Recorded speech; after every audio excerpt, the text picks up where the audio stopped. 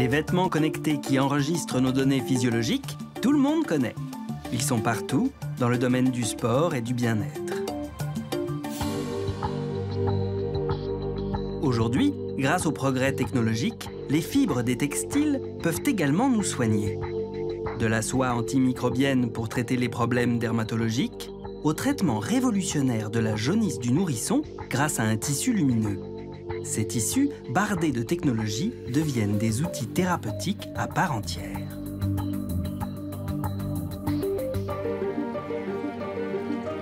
Rendons-nous d'abord à Bologne, au nord de l'Italie. Dans le service de dermatologie de l'hôpital San Orsola. La principale cause de consultation, c'est la dermatite atopique. Une forme d'eczéma chronique qui, selon le professeur Annalisa Patrizzi, touche jusqu'à 30% des enfants et peut se maintenir dans les cas les plus sévères à l'âge adulte.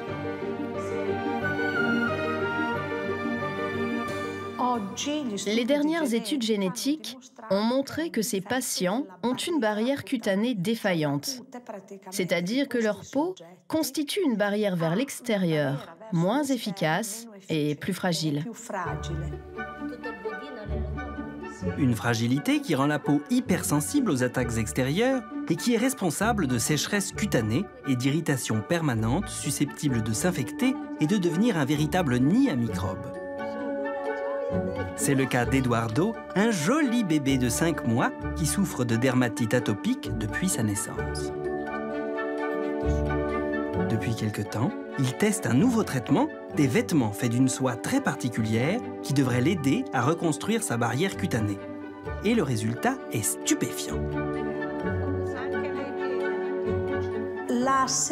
Cette soie est l'un des tissus les plus hygroscopiques, c'est-à-dire qu'elle absorbe aussi bien la transpiration que l'humidité. Elle l'absorbe vraiment tout en restant sèche sur la peau. La fibre reste bien douce et n'irrite donc pas la peau, car elle se dilate sans créer d'aspérité. C'est à 20 km de Venise qu'est produit ce tissu révolutionnaire. Son inventeur, Dino Montagnière, très distingué, est un importateur de soie de Chine qui, depuis le début des années 2000, est passé du monde de la mode à celui de la santé.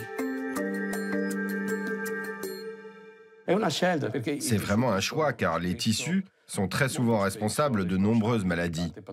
Créer un tissu capable de soigner certains problèmes, personne n'y avait pensé et je suis content de continuer dans cette voie. Car il ne s'agit pas d'une soie comme les autres. Afin de la rendre extrêmement douce pour la peau, elle a été totalement débarrassée de sa partie allergisante grâce à un minutieux lavage. Ne reste plus à la fin de ce processus que le cœur de la fibre qu'on appelle la fibroïne, une soie extrêmement pure dont la structure rappelle celle de notre épiderme.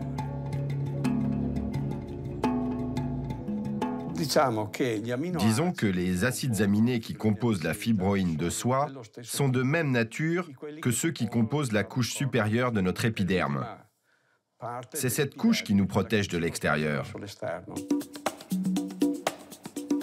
La fibroïne de soie constituerait donc une sorte de seconde peau. Mais la véritable innovation a été de fixer de façon permanente au cœur même du tissu un agent antimicrobien. C'est l'autre raison des bienfaits de cette fibre sur les peaux irritées. Cet agent limite la propagation des bactéries dues aux problèmes de peau. Il a fallu plusieurs années à Dino Montagnière pour parvenir à ce résultat et il n'est pas prêt de nous révéler son secret de fabrication. Cette machine sert à ramener la soie à sa structure initiale et surtout à la sécher plusieurs secondes en retirant complètement l'humidité afin de fixer l'antimicrobien de façon durable. Une soie extrêmement douce qui absorbe l'humidité et qui, grâce à son agent antimicrobien, prévient les infections.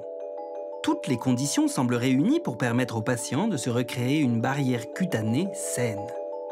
Une fois cet objectif atteint, inutile de continuer à porter ces vêtements de soie.